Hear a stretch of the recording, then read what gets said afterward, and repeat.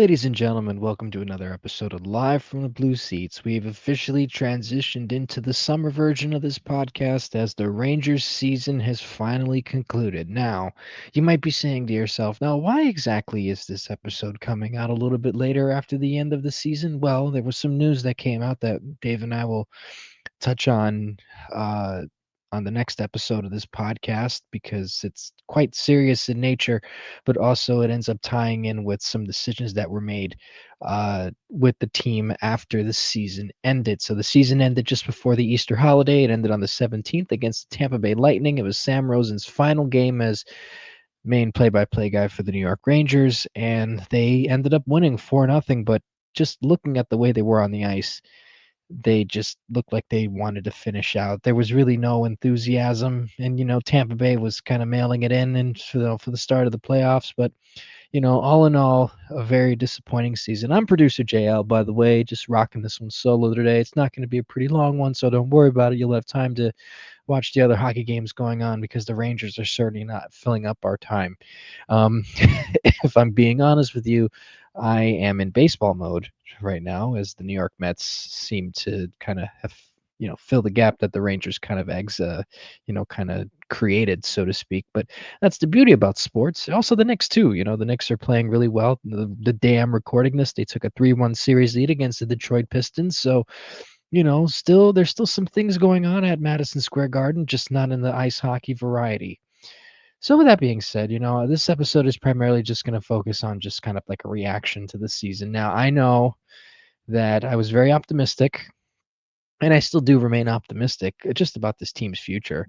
Maybe I might be a bit naive in that aspect, but for most of the season, I was very optimistic that this team was going to make the playoffs. And truth be told, for stretches of time, especially when they came out of their little funk, towards the end of last year, when the month of January came around, there were a lot of improvements in terms of just some player performances. I legitimately thought this team was going to make the playoffs. And for a little bit, it seemed as if some of the moves that Drury made kind of bolstered some sort of, unity amongst the players. And JT Miller definitely proved me wrong in a lot of aspects, And also, just to note, that ended up actually being a really good trade for the Rangers. Unfortunately, Philip Hedl, he's not exactly in good shape right now, which is unfortunate because I didn't really want them to trade Heel in the first place. But you have to give to get, and JT Miller definitely produced more than Philip Hedl, but it also just kind of sucks what happened to Hedl, with that concussion that ended his season and could probably prolong itself into next year, depending on how he takes care of himself in the summer. But again, I wish Phil all the best, um, in his recovery, and I hope that he comes back strong as ever for Vancouver. I'm going to root for him for the rest of his career. But the JT Miller trade happened, and they were playing reasonably well, but then something happened where you know they come back from the Four Nations break, and they just could not get it together anymore, which was insanity because they played a really strong stretch at the end of December and going into January where it looked like they were going to be the final wild card team, considering that they had kind of basically blown their chances at the Metropolitan Division. But alas, what ended up happening I just don't know what went on. It just kind of seemed like there was this slight disconnect between management, and we'll get to that in the next episode, Dave and I, and maybe some guests depending on how the week goes. But it just kind of seemed like there was this sort of weird disconnect between management and the players, and obviously there was a lot of that went on, with some of the exit interviews and all that. You know, but it just seemed like there was nothing really to gel about. There was a lot of turnover in the room, and it just kind of seemed like they were all just playing really tight, and you could just kind of tell, judging off of the way that they played at just even the last couple of weeks of the season, they just were not just a cohesive unit. And you just have to say to yourself, like, what exactly gone on? Now we've talked about this to death over the last just couple of weeks or so. Obviously, it just seems as if the outside distractions, they just couldn't shake it. And, it kind of begs to question a lot of what's gone on just with the temperament of this team, whether or not, upper management seems to be the problem, or these guys are just not mentally right, at least together in this clubhouse to play hockey for the New York Rangers. And look, I'm not going to sit here and pretend like, these guys are just ultra soft athletes who just don't know what they're doing. But clearly something was affecting them because almost all of these guys on this team were absolute winners at some point.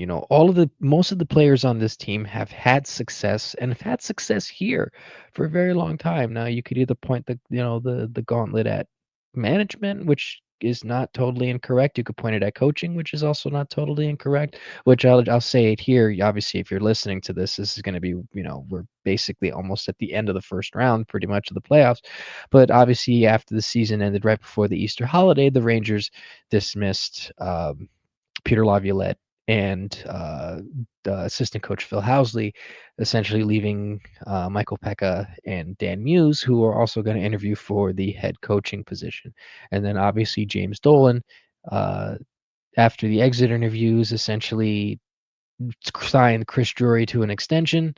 But Dave and I will touch more on that on the next episode of the podcast that we wanted to. And then there was just some unfortunate news about a report that came out, which again, we will mention on the next podcast, but you know exactly what it's about, just in terms of an incident that happened of a very graphic nature and kind of put a stain on just a really, just kind of added a stain on a really well liked player, but then just kind of added another notch to just a crappy season overall. Um, but just with the team in general, it's just very disappointing that this team could not overcome a lot of the hurdles that really should have been something that they should have come together for. Now, whether or not that's again the temperament of the players or just the fact that they just couldn't get through. I this is probably the most mystified I've been with a team in a very long time because generally speaking, when something goes wrong, you got to pinpoint to the issue. If you take a look at some, teams in the past, look for example with the New York Jets.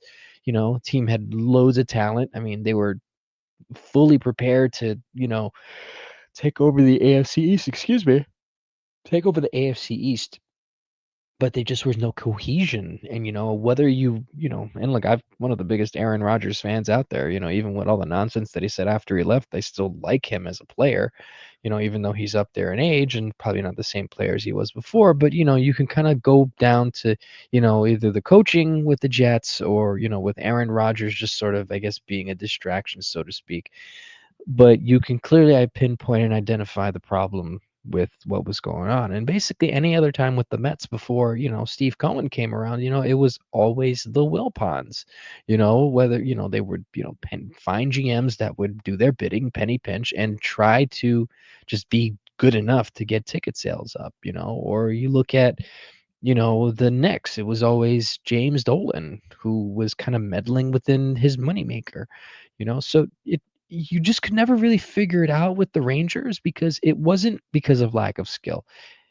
Coaching, yeah, you can get on the coaching to a degree, but at the end of the day, though, when when a coach is essentially doing the same thing that he did with the same team that won a President's Trophy, it ends up having to go down to the players. And I just think that with everything that's gone on with just the turnover, and look, I'll say this, and this might come off as a bit harsh. Obviously, players have feelings, players have, thoughts, and, they're humans, so you don't expect them to just be robots. Obviously, you're going to feel some type of way if, there's someone that you like that gets traded or kicked out.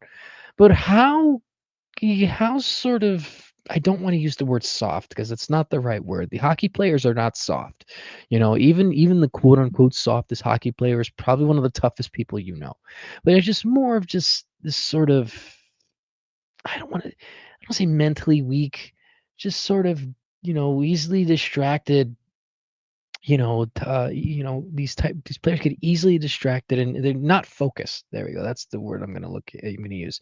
Just really lack of focus type players who allow and look, I understand, and maybe there might be more to it, considering what happened with the situation when it comes to that nasty situation that was alleged. You know, what is it about just, and I'm just speaking strictly on ice and the clubhouse. What is it about losing Barclay Goodrow and Jacob Trouba that just shot this team in torpedo? Now, look, I understand that both these guys were well liked in the locker room. I get it, and I'm not trying to defend Chris Drury too much here to a degree because there were many different ways that Drury could have possibly handled it, and it just kind of seemed like he went the nuclear route. Did it make the team slightly better? Yes, it did, and honestly, it was a good decision to do it, all things considered, because Barclay Goodrow was not putting up the numbers that he needed to for the money that he was making. It was tying up the Rangers cap situation.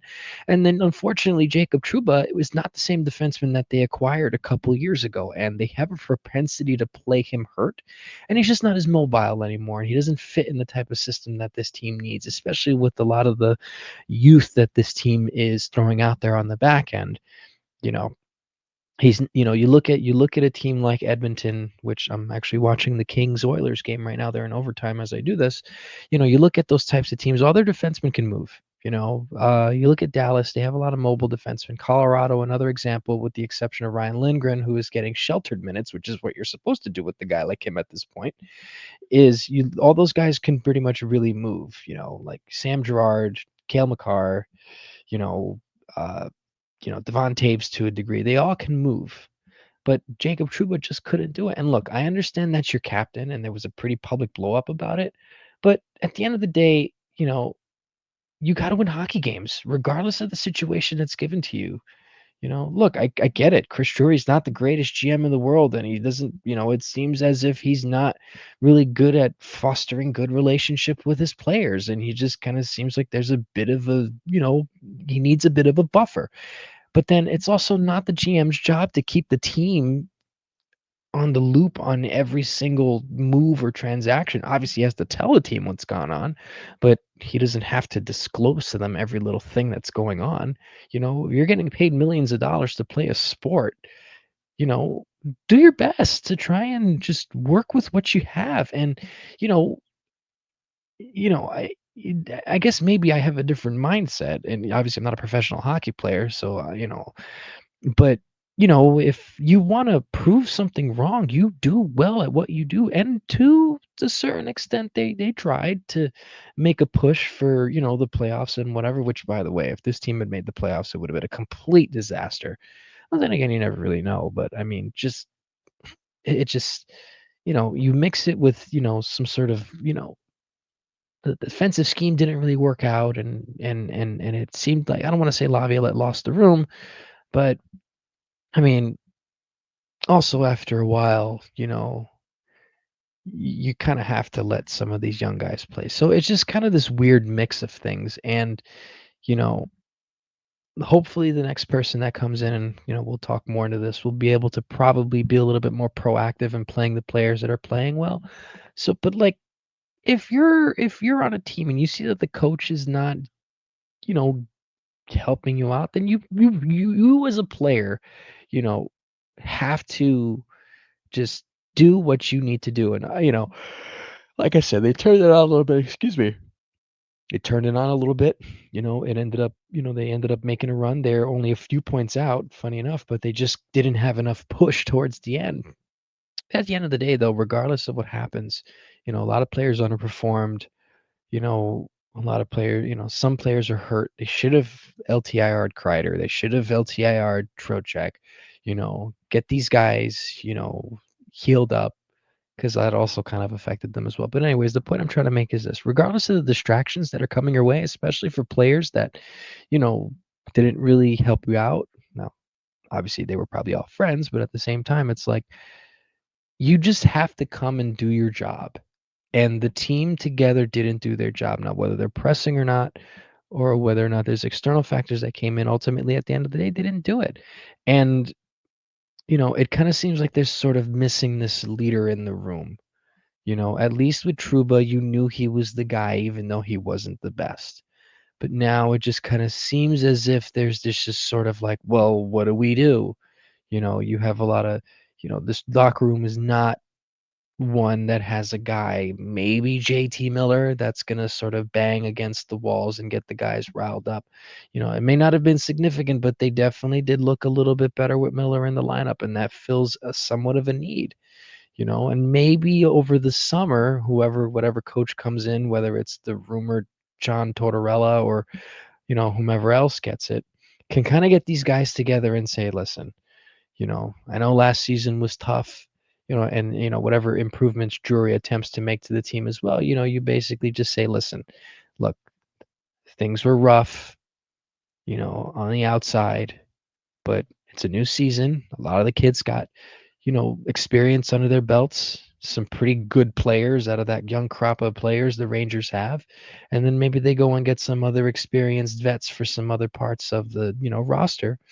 And you basically say, look, this is what we are. Let's go out there and let's just play the best that we can and have that whole training camp without distractions. Maybe they name a new captain next season. Maybe JT Miller or Vincent Trocheck or Adam Fox become the captain. But basically what ends up happening is you start you have a longer off season. This time, the difference is with the 23 playoffs was they are actually in the playoffs. But now they didn't even reach. So you essentially have April, May, June, July, August, September. You have about 5.5, 6 months to, you know, basically rest and reset. Obviously, Braden Schneider, was pretty injured. Apparently he had I think it was a torn labrum. Apparently he was injured and it hampered his physicality, which can also just affect you defensively as well. Playing through injuries, Trocheck was playing with a broken finger. Kreider had his back spasms and also just kind of, playing roughed up as well. I'm sure a bunch of other guys are pretty beat up as well. Kreider talked about that injury coming back from the Four Nations. I was actually at that game and it did not look good, but I was actually surprised to see him in the lineup the next day, because they ended up playing in Pittsburgh the following day. And I was actually in Buffalo with a friend of mine who lives out there, and we made the road trip out to Pittsburgh. So, and I was surprised to see Chris Kreider over there. Um, so, you know, it's just I'm very disappointed. I was very, I'm always Mr. Optimistic on, you know, what this team can, what this team could have done. Because the thing with me is, if you know anything about me, like I said, I'm Mr. Optimistic, but they're just, especially with that nasty situation that, was revealed, which again, Dave and I will get more into, I guess, if we have to. Um, you can't, grass is green on the other side. That at least with just the team in general, on ice speaking, you can kind of say that there's a lot of talent on this team. It just all depends on how that comes together. Now, look, like I said, Chris Drury's not the best GM in the world. I know there are probably better GMs out there.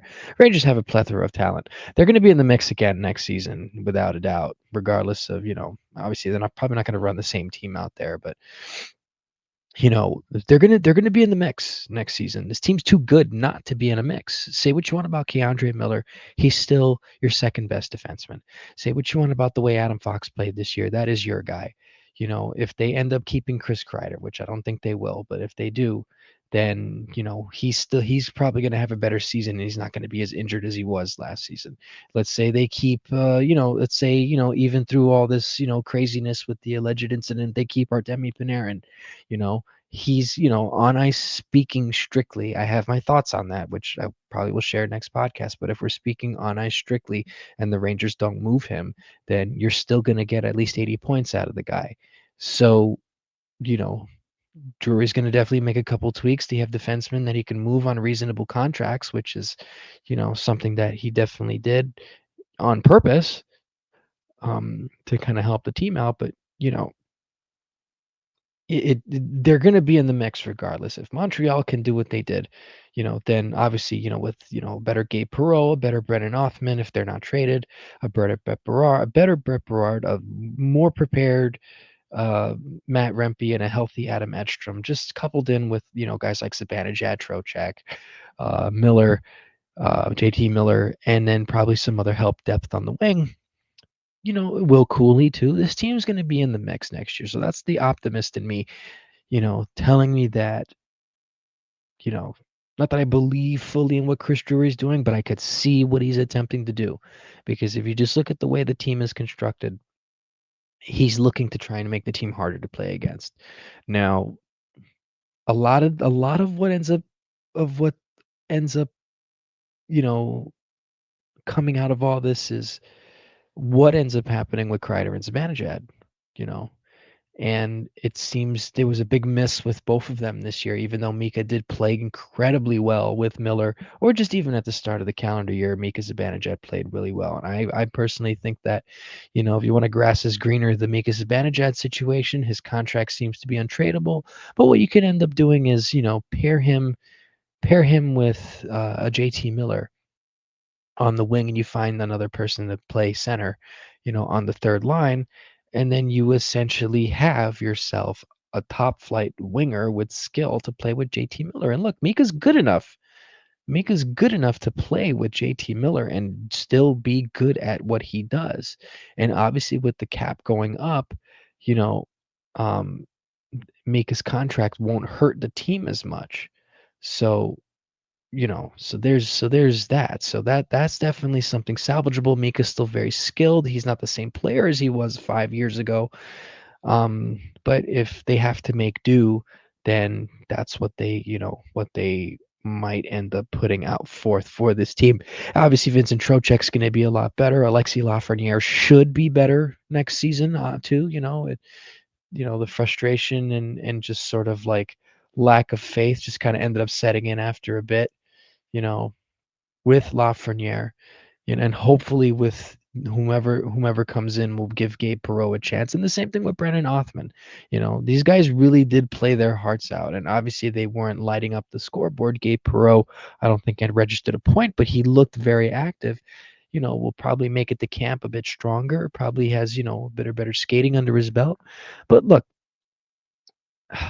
it was a crappy season. It really was. There was a lot that went wrong, and you know it just becomes very tricky trying to, because normally with the Rangers, you can kind of figure out what they're doing. They've made a lot of good deals, but they've also just a lot of things just kind of fell flat. A lot of what fallen flat seems to be a lot of what was there beforehand, which, it's just kind of sort of this weird mix of the locker room. And look, I'll just make this one remark about Peter Laviolette, and I'll mention it again the next time we talk about this. I don't think it was all on him, but I really think that the players, even though they said they liked him, and you just kind of guess they were just indifferent to the guy.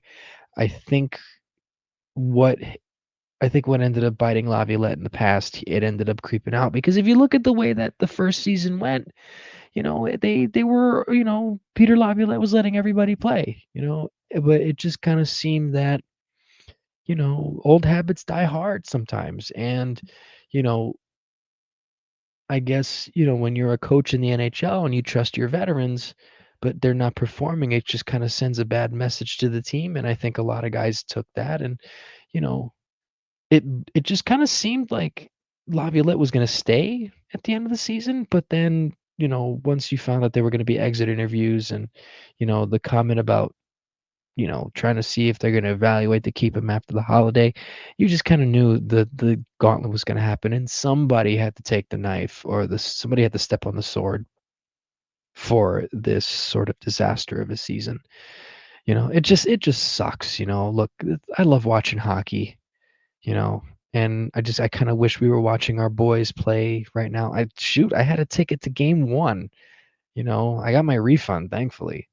But I bought a ticket to game one, you know, and I was really excited about it, and looking at the schedule when the Knicks started their first game on Saturday night, I think last week, Rangers are supposed to play that Sunday, Rangers are supposed to play. It probably would have been either the late afternoon game or the 3 o'clock or like the 6 o'clock game. The Rangers would have played it because you have to tie it into where the Hurricanes, or not the Hurricanes, or where the Canadians were playing. So whatever game the Canadians were in, that would have been the Rangers slot. But it just, even me, the most optimistic guy, I did honestly, if you really think about it, I just kind of did that for my own sanity too. I mean, I genuinely did think that they were going to make it because, crazier things have happened and I thought that these guys had it in them, but they really didn't. It just kind of seemed like there were a few guys who kind of seemed to step up to the challenge and other guys were just kind of, after a while just kind of mailing it in a little bit, and it's not terrible to say that, because some guys had different mindsets for other things. I wouldn't understand why you wouldn't want to put your all out there, but you could just kind of tell after a bit, you know, one of the big reasons why they started tailing off was there were some games that the Rangers should have won that they ended up losing for some reason or another. We had a lot of breakdowns and it just didn't come together. And then after that, you just kind of noticed that things weren't exactly the same. So again, I'm not going to accuse these guys of like quitting on the team or whatever, but they didn't do themselves any favors, you know, you know, not allowing the allowing the outside distractions to come and kind of overtake. And I've been talking for about close to 30 minutes now, and I honestly, really, I'm watching this. When it comes to sports, I get very jealous. It's just kind of a sports jealousy. I don't like to get jealous about things in real life because sports is something that it's you can take a lot of anger and stress out of because it's a distraction. I'm not a jealous person in real life to other people, but just like I'm watching, Los Angeles and the Edmonton Oilers, and then I'm watching some of the games in the East, and I'm thinking, damn, the Rangers really missed their chance. They really blew it. They legitimately had, even if they had just backed into the playoffs, all they had to do was win at least three more games than they did in November and December, and they would have been playing in the playoffs. Every season has peaks and valleys, ups and downs. That's going to happen over the course of 82 games. But just the systemic massive failure that went on, and now we're watching the Montreal Canadiens, and look, all credit to the Canadiens. They found something and they got hot at the right time. All credit to Martin St. Louis. Martin St. Louis has those boys buzzing. Nick Suzuki and Juraj Slavkovsky and even the new guy Ivan Didimov. You know they're not on paper the best team. Oh, look at that. Was that Draisaitl that won it? Yeah. Leon Draisaitl just won it in overtime for the Oilers, and it's a tied series now. But you see, this is exactly what I'm talking about. You know, these guys are all look at Connor McDavid. I'm describing the action here. You can't see it because you're gonna see that you're gonna hear this after. But Connor McDavid is going around and pumping up his guys. He's clearly the main leader in this room. Draisaitl was another leader in this room who's come and score a goal on the power play. Those guys were on it on the power play. They didn't let LA do anything. And this is what I'm talking about. This is what the Rangers need to do next season. They just need to just have that competitive fire in their spirits. Now, look, I played. I'm no professional by any means, but I did play a lot of sports as a kid. Mostly baseball, but like you know, you can't just like play a sport and just kind of not have some sort of fire, even if that's not your personality. You gotta show some heart when you're playing a sport, especially a sport like this. And it just seemed a lot of nights that one thing went wrong and they just stopped. You really think that the Oilers were losing in this game? The Oilers were down 3-2 with basically almost a minute left in this game, and they tied it up. They didn't stop. They're very good offensively, and they just decided to keep putting the pedal to the metal. And look what happened. Their persistence won the game in overtime. They were down by one, they tied it up, and then they were able to finally get the overtime winner. The Rangers, I think what was the stat that they only had like one game that they were maybe none, where once they went down by 2 goals, that was it. Contrary to what happened the prior season, where these guys were down 2, 3, maybe even 4 goals, and they would come back. I just don't know what happened outside of the obvious between that season and this season. I don't understand it, and it infuriates me because I'm watching the playoffs here, and I wish my team was there. Now, obviously, it makes it a little bit better that my baseball team is playing reasonably well, even though they ended up blowing a lead earlier in the day of the day I record this. But they're still in first place. But they're playing good ball, and it's keeping me distracted. But I was really hoping we were going to get playoff hockey. If there's one thing that I'm like borderline addicted to, it's New York Rangers playoff hockey. I'm telling you, and I know there's a lot of people who share this sentiment. Playoff hockey is arguably the best postseason tournament that a league could ever have. It is intense. It is wild. These guys are crazy on the ice, but you have some of the best, just absolutely giving their all. And in person is probably one of the best sporting events you could attend live. I know that Madison Square Garden is very expensive and not everybody can do it. I've been fortunate with what I make, that I've been able to properly save up, whatever money that I have to go see at least a bunch of playoff games. If you can't do it, that's perfectly fine.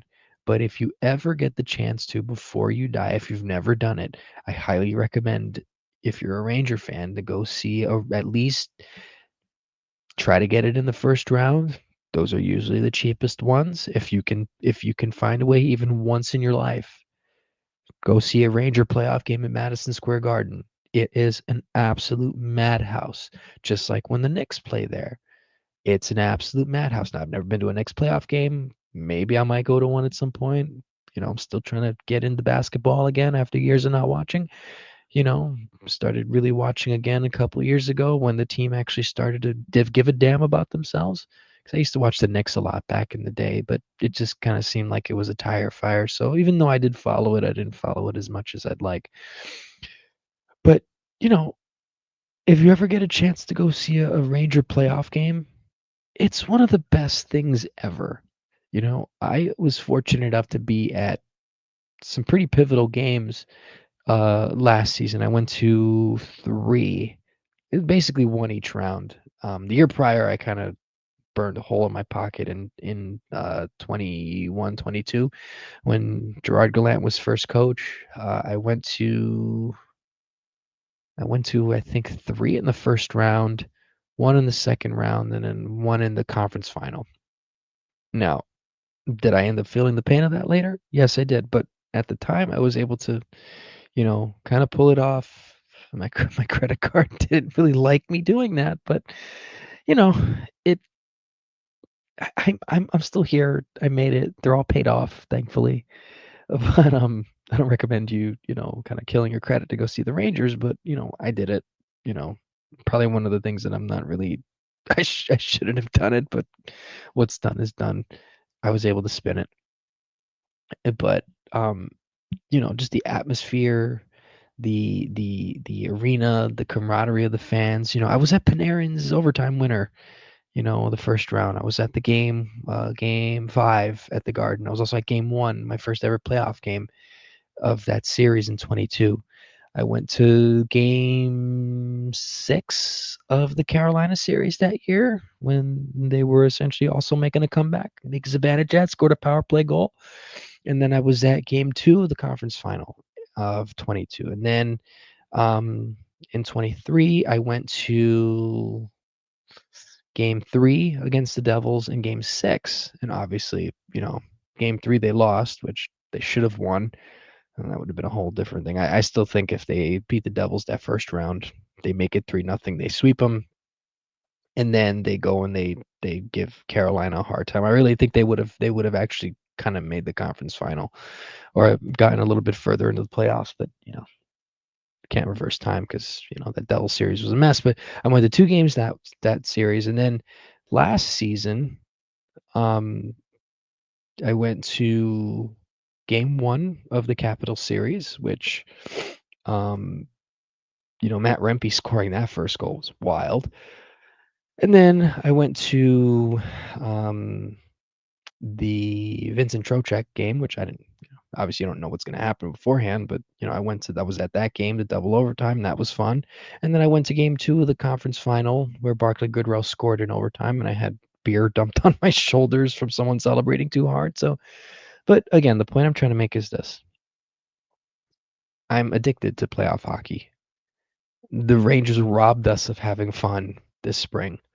Now, whether you root for other teams, whether you're a Yankee fan, a Met fan, a Jets Giants fan, if you're a Ranger fan, you were robbed.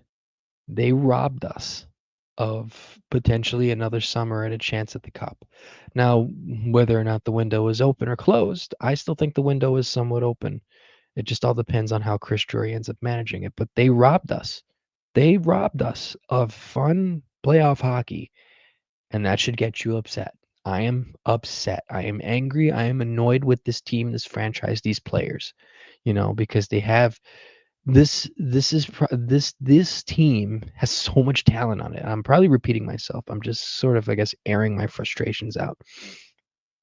So much talent. There are teams that are in the playoffs that are technically on paper worse than them. And who are the ones that are sitting at home? Our team. It's unreal. It's just unreal, you know. Now, at this point, I really don't know what else there to say. I guess I'm just kind of rambling at this point, so I apologize. If you're listening to this, God bless you. Thank you. You know, I basically sound like an overnight host on WFAN. By the way, if you guys are hiring, hire me. Um, but at the end of the day, basically, Dave and I will get into more of, I guess, the news that went down. But the Rangers really disappointed us this season. I've never seen a team just kind of, I don't want to say give up, but just kind of go with the flow, but not in the good way. There was a lot of things that I saw on the ice that angered me, you know. But I guess we just have to see what ends up coming out this summer. We have to figure out who's going to be the next coach. The moves that Chris Drury makes, because this team could be look vastly different once the draft comes going into next year. Maybe a couple signings on July 1st. I mean, hello, Sam Bennett. I already kind of have a feeling that's going to happen, which might not be the worst thing, but it's definitely adding to what Drury wants. But at the end of the day, it's like, you know, just it's a bummer. It really is. It's a bummer. It really is. You know, and it's one of the few times I guess, being an optimist didn't really work out for me. But, I guess you got to find a way to keep yourself sane somehow.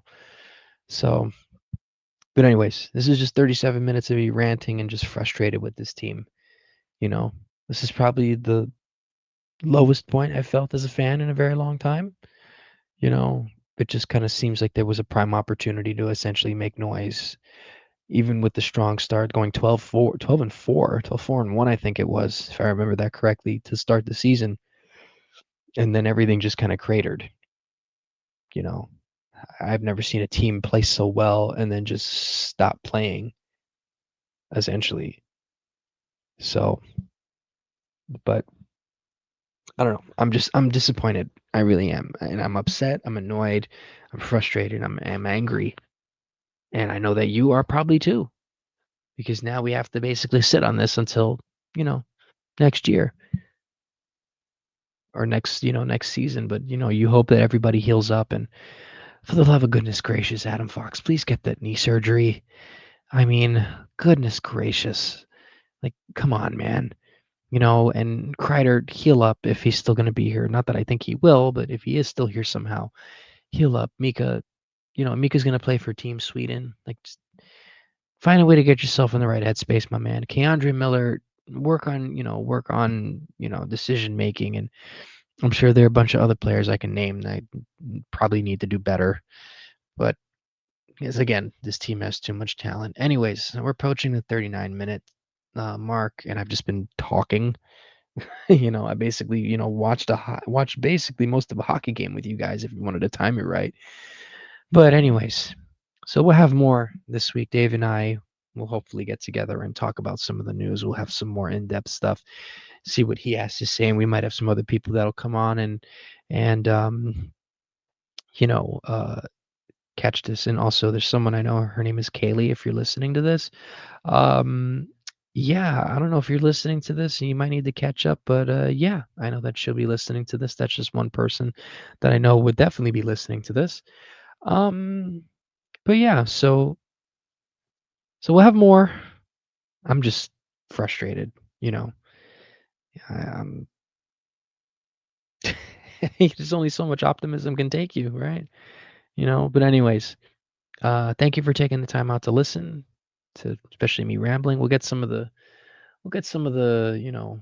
I'm going to continue to do this like vent sessions for the summer podcast, get some of the guys and gals, who are not Dave, Rob, and Becky, and, just get everybody on and just kind of, you know, just kind of get their feelings out on the team. Having Tyler and Russ on that last time was pretty fun. So we'll probably try and do more of that sometime down the line. Probably get some other people from our group to come in and, possibly just have their thoughts. But, Dave and I will be back and hopefully with some more people, you know, just kind of have our thoughts on some of the most recent news. Like I said, probably at the beginning, we wanted to give whatever, crappy news that had come out in regards to, you know, what came out. We wanted to let that sort of be the thing, and we didn't want to trample over it. And I guess I'll just one more thing. Talk about. I should have mentioned this earlier, but talk about a dud for Sam Rosen. The guy's up there in age. You kind of hope that they had done it for him last year because honestly, I think the Rangers make the Cup final. They win it last year, even though Edmonton was, really good. I really think that, you know, uh, Rangers probably would have figured out a better way to beat them, even though Connor McDavid would have probably shredded Jacob Trouba into pieces. But the power play was still clicking, and they were at more of a better pace, and they were slightly better defenders than, you know, to a degree, slightly better defend. The Rangers style would have held better against Edmonton than what Panthers did, but the Panthers were just a force, obviously. But um, you just kind of wish that the Rangers kind of did something better than Sam Rosen. And then that awful news that came out the day of or the morning of Sam's last game, just it just it kind of soured the mood a little bit because you just have that in the back of your head while watching Sam and Joe basically do their job one last time. And also, thank you, YouTube, for blocking my video. I have to find a way to re-edit it and put that out because I definitely want to get this out there, my Sam Rosen video. That's just sort of a bummer. And obviously, next season with the centennial season for the Rangers being a thing, you hope, maybe Sam comes around. I mean, he'll be around, of course. He's, a huge part of this franchise. Um, you hope that, uh, he can be a big part of it. And also, I just want to say, like, I don't know if this ruins my chances of ever working for the Rangers. I hope not.